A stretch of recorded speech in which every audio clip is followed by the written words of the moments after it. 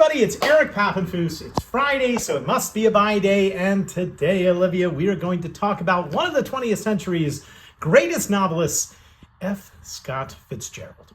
Why? Well, because it is the 100th anniversary this year of the printing of the Great Gatsby, which originally came out in 1925, the work that Fitzgerald is most known for today, but also because not one, but two first edition copies of what he considered his masterpiece, Tender's the Night, his last novel, came into the bookstore just this past week, and I wanted to show them to you. Are you excited? Yes. All right. When we talk about Fitzgerald, everybody knows about Gatsby. I'm not going to start with Gatsby.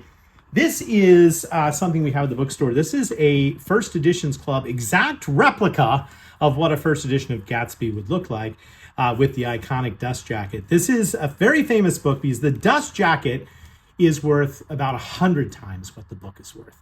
The book is, still can be worth a couple $1,000s, but the dust jacket over $100,000. So it is one of those amazing things. But it was not Fitzgerald's first book, and it was not Fitzgerald's best-selling book. Olivia, that is actually his first novel, which was called This Side of Paradise. And we are very fortunate because a first edition, not a first edition, but an early edition copy of This Side of Paradise also came into the store from the same gentleman that brought us our copy of Tender's the Night. And this is in the original dust jacket. Both of these books came out in 1920. This was Fitzgerald's first novel, and this was his first collection of short stories. This book is in a facsimile dust jacket, and this book is in the original dust jacket. You can sort of sense it. I purchased the facsimile dust jacket not to deceive, but when you normally get Fitzgerald's books, this is what you get. You get this sort of old Scribner's sort of faded cloth, and they're attractive, but they're just made to be sold by the dust jacket. And you can tell that this book, This Side of Paradise, has always had this dust jacket because look at how bright the lettering is on the spine. Now, what makes this dust jacket so important and so special is because it was designed by a very famous 1920s dust jacket designer called William Hill. And I don't know if you know much about Fitzgerald himself, but Hill designed the dust jackets for this, and another of Fitzgerald's books, all to include images of sort of 20s characters that were actually representing Fitzgerald and Fitzgerald's wife, Zelda. So Fitzgerald, quite famously, really thought that Zelda's depiction was quite nice, but thought that he looked debauched. And by the end of the third book, he told Scribner's he was not having it. He wanted a new dust jacket designer, and we'll get to that dust jacket designer in a moment.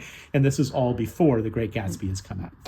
But I wanted to show you one of the things that we have here in the collectibles building is that we have a display of what books look like prior to the era of dust jackets, right? So this case is all books published in the 1870s. And you can see how the decoration on the boards was used very much to sell the books themselves. And as you get into the 1880s and these decorative covers, and then into the 1890s, they would sometimes get more and more elaborate. And you'd have gilt and beautiful designs. But by the 20th century, publishers are using the dust jacket. And the books themselves no longer have any great design. This is why when you go to a book sale today, you can still find these books. They're sort of hidden in the old book sections, but you can't find the dust jackets because they were very fragile. Now, when this book came out, this book is considered the first great novel of American college life. It is autobiographical in nature. It's about Fitzgerald's time and his loves and his partying and his drinking that he had during his college days in Princeton. And in the 20s, in the jazz age, when this came out, you can imagine it created quite a stir. Now, Fitzgerald himself was in his 20s. It appealed to people in their 20s, Olivia. And what do you think? Would you have bought this book based on that dust jacket? This dust jacket is nothing like any of the books which have come before it. This is a fun, happening 1920 story of the jazz age and all the possibilities of the jazz age. And that is what they're capitalizing on.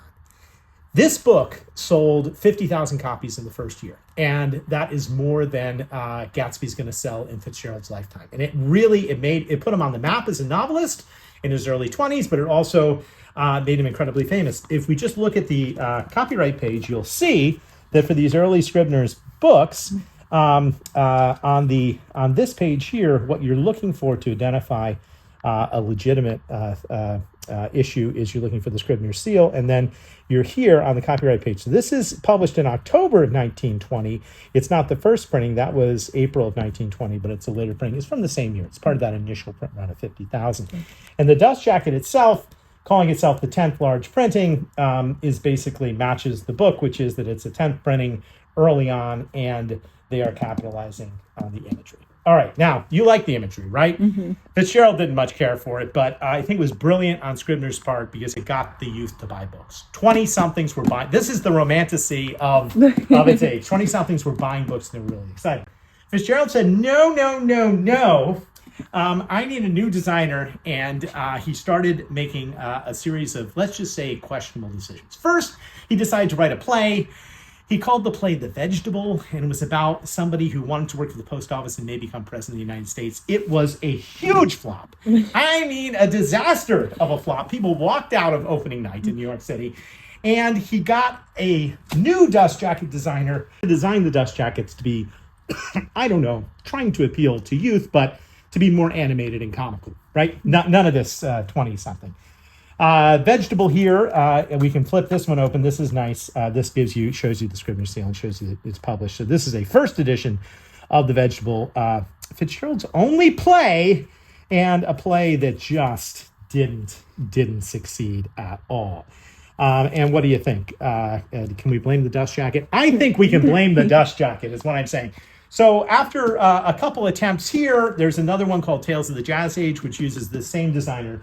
Then we get to the Gatsby. Then we get to the power of the sort of 1920s. Now, Gatsby, unfortunately, though, does not sell very well. It's not that popular. And interestingly about Gatsby, Olivia, it really doesn't become popular till after Fitzgerald's death. He dies right before World War II begins.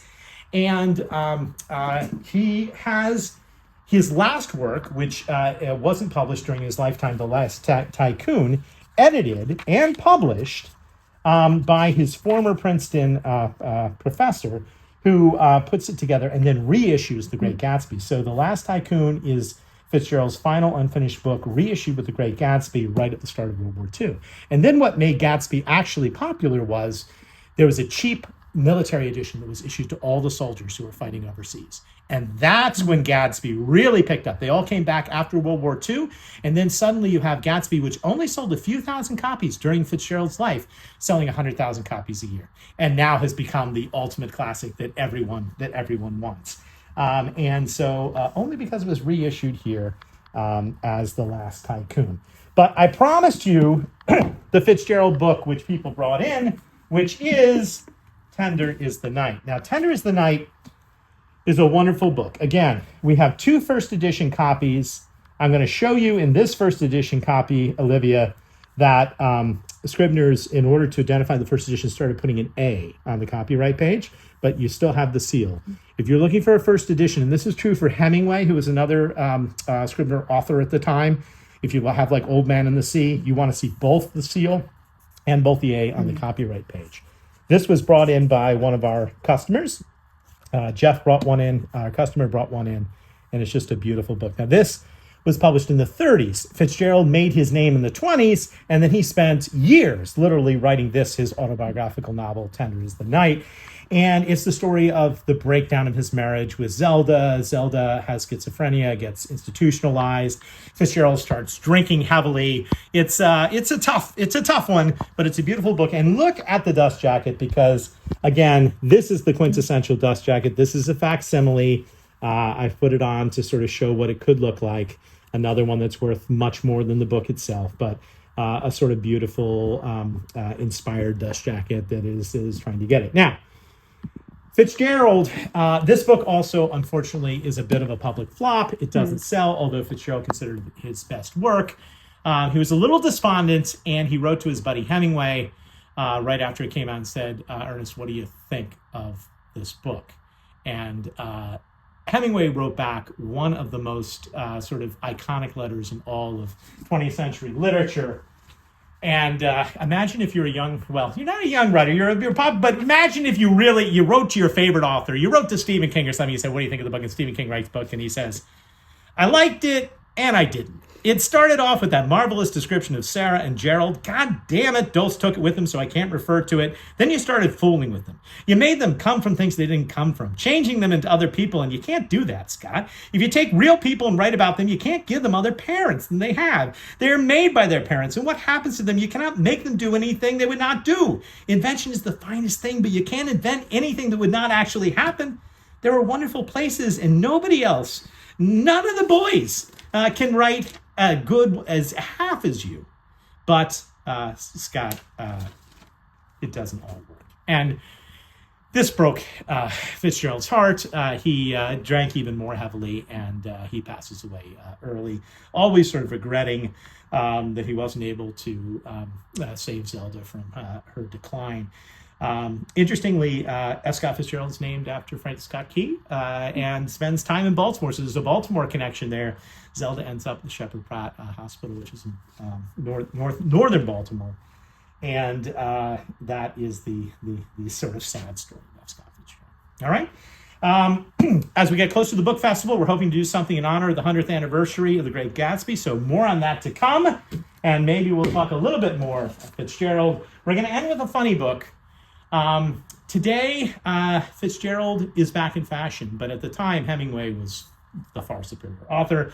And I have to say that Fitzgerald doesn't have a book like this, but Hemingway does. And that is Afterlife Conversations with Hemingway. Yes, it is written by a psychic, and it answers all the questions you wanted to know about Hemingway, but weren't able to ask him during his life. This author, who has 25 years of psychic exploration, asks those questions of Hemingway and then reproduces them in a back and forth dialogue, including what did you really think of F. Scott Fitzgerald. And if you want to know from beyond the grave what Hemingway really thought, I think Hemingway actually during his lifetime did write another author and say he'd probably been too hard on Scott. But he thought Scott could be the best, and Scott wasn't being entirely honest. And it's true. He was writing about himself and Zelda, but he was giving them other characters' names. So learn more in Afterlife Conversations with Hemingway, a book only available at the Midtown Scholar. Well, thanks for watching. I hope you'll watch next Friday and every Friday at noon for more adventures in the world of books.